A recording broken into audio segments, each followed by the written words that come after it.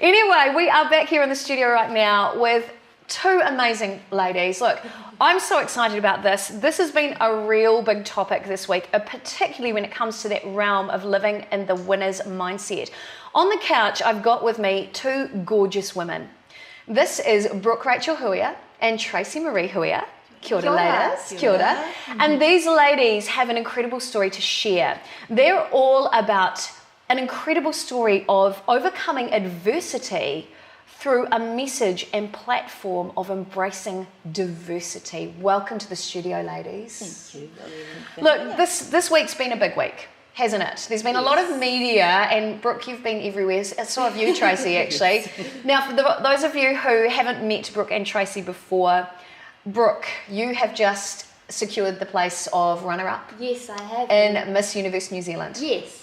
Wow, talk about an amazing win this week. And Tracey, you're a proud pageant mother? Yes. Of course you are. Mama. But there's so much more to these women. So before we even delve into your stories, let's talk about what's been topical this week and first of people's minds. Yes. Since the pageant this week, we've seen a huge amount of negativity. Yes. We've seen trolls. I have seen comments going out, and I'm going to be really straight up about this and ask these questions, saying that, and I was disgusted by this, that pageant girls they're over-sexualised, that they are bimbos with no brains, that, you know, why is New Zealand still involved in pageant culture? Now, obviously, we've all worked together a little bit before, and there's so much more to it. But Brooke, I really want to start with you so we can get rid of those trolls and get rid of those myths and actually talk about what's the heart and the reason behind why you got into doing pageantry. So I got into pageantry to try and show and represent myself of the whole diversity that I embody here in New Zealand. So I'm really trying to push that diversity. New Zealand is really diverse. We walk around, you see people that are different cultures, different skin tones, different religions, and that's really what New Zealand is all about. And I come into this equation of being diverse, of being whāngai from birth into an amazing... Whāngai means? Adoption. Okay, great. So adopted from birth into an amazing family. And I have grown up with a brother who has Williams syndrome. Wow, Williams syndrome's quite rare, isn't it? Yes. Are they, my understanding is they're 1 in 7,500? Yes. Right. So I've got a brother with Williams syndrome, and then around the age of about 10, 11, we had then found out that mum has multiple sclerosis. So I've had to pretty much mature and grow up at a younger age trying to figure out and how to communicate with my mother and brother who both have disabilities. So it's been an amazing journey, though. I wouldn't want to change anything, and yeah.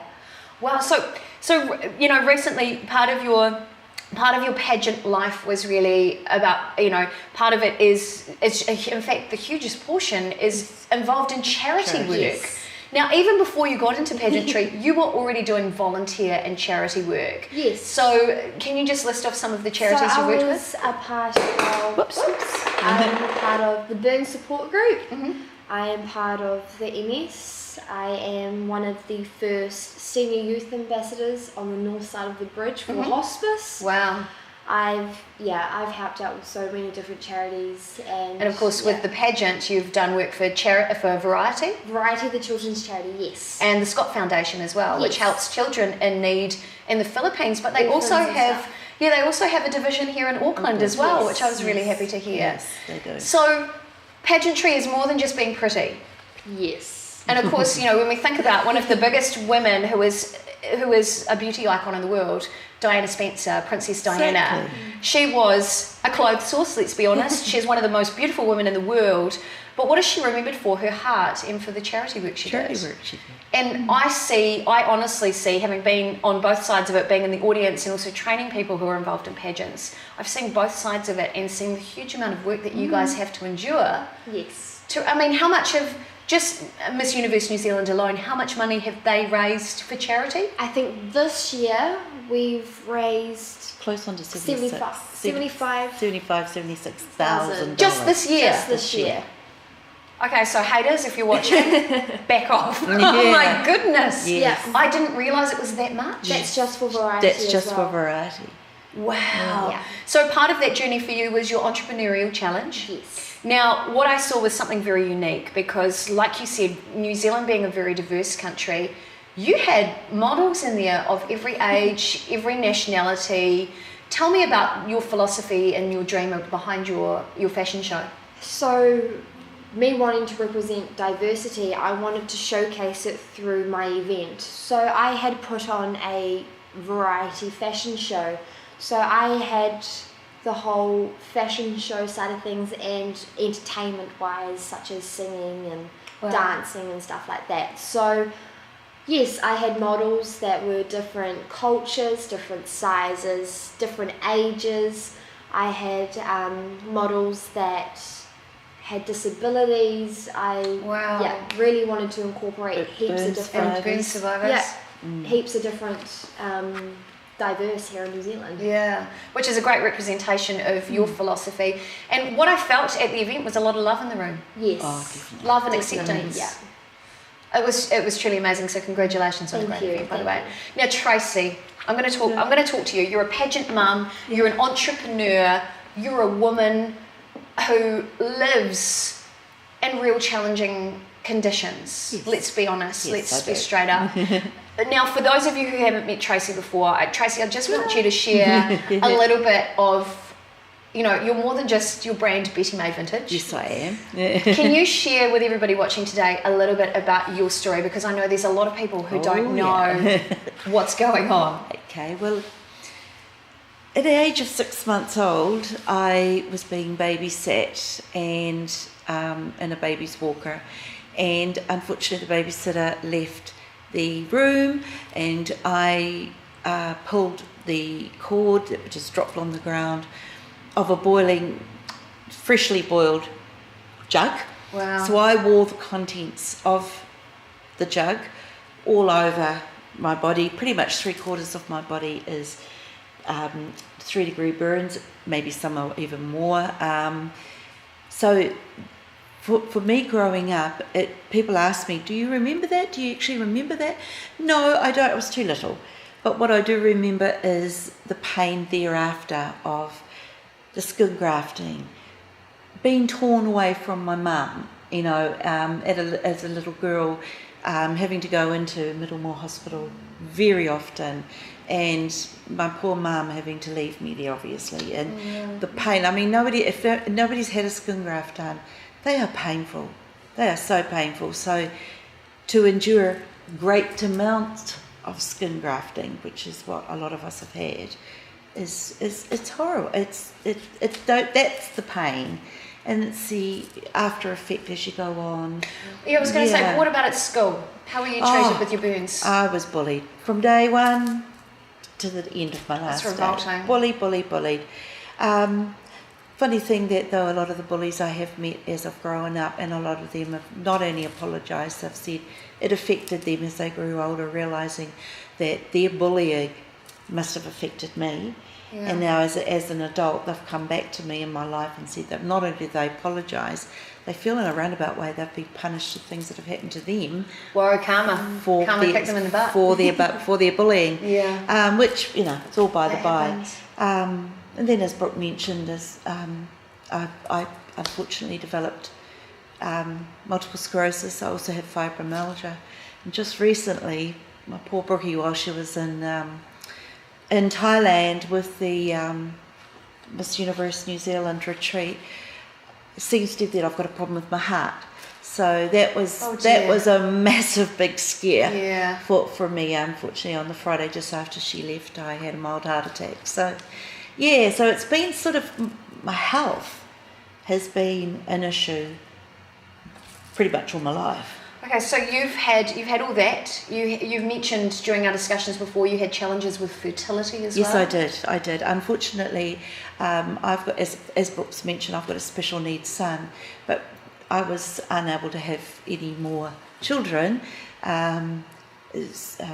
Cervical cancer took care of that one. So, a week before my 30th birthday, it was an emergency hysterectomy. But by the blessings of above and other very, very beautiful, kind people, our beautiful chosen angel came into our lives. Wow. And we wouldn't change that in an instant. So, yes. So Tracey, I have to ask, you've had so many challenges in your life, and I know, Brooke, you've had a few challenges as well. You also battle with dyslexia as well.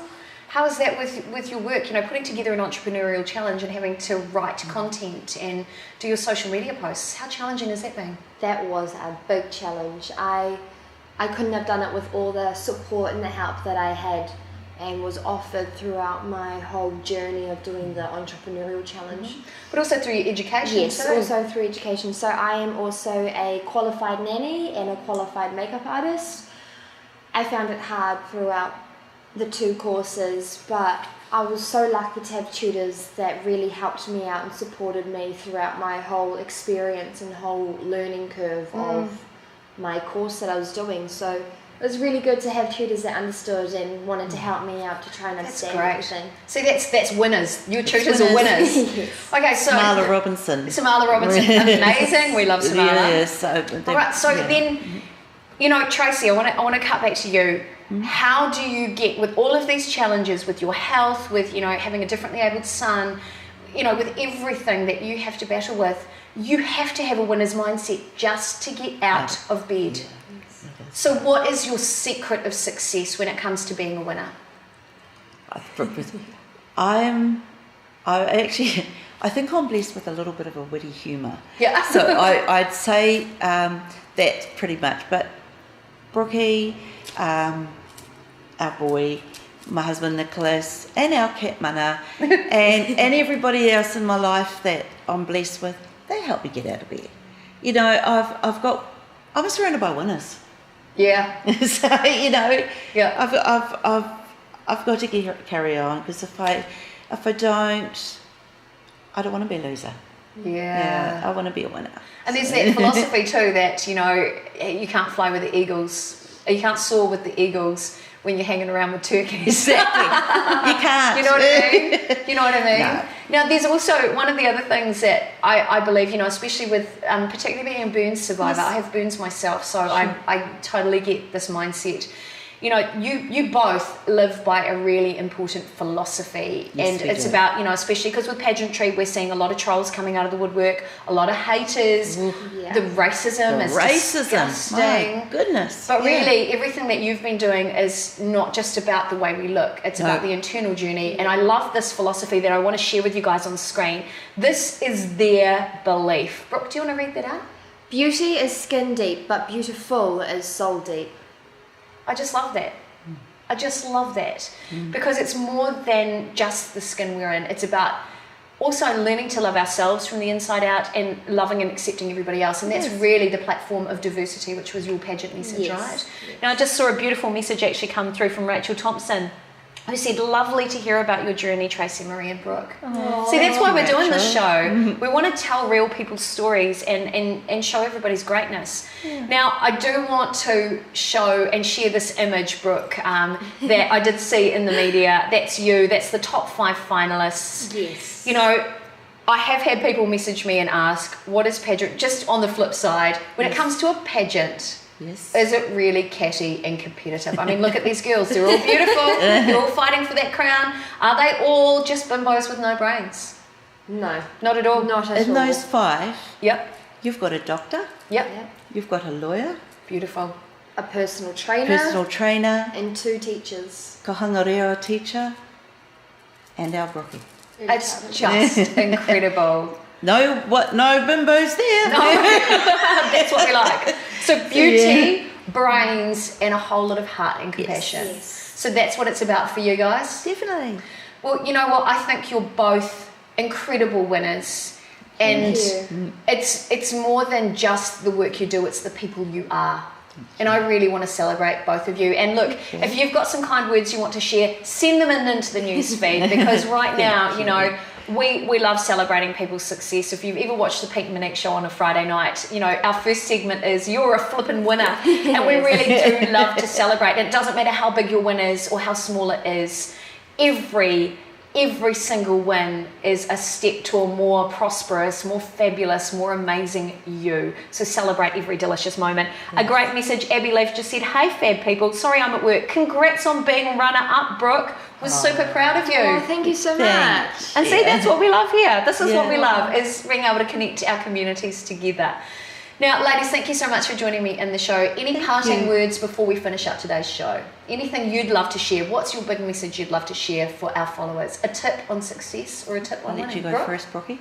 Be true to you. Be who you are. Be yourself, because that's all that matters. And it's good to show off who you are. No point in hiding. Just go out and be proud and be loud. Yay! Yeah, I like that one. I'm so proud of you. Tracey-Maree. I would be the same a little bit, but I would also say, have a look at that person in the mirror. When you see that person in the mirror, you say, not only are you a winner, but you are you. So love that person in the mirror. You know, look at that person and say, I love you. No one else is like you. You are who you are. As Dr. So said, be true to you. No one is newer than you. No one is newer than you.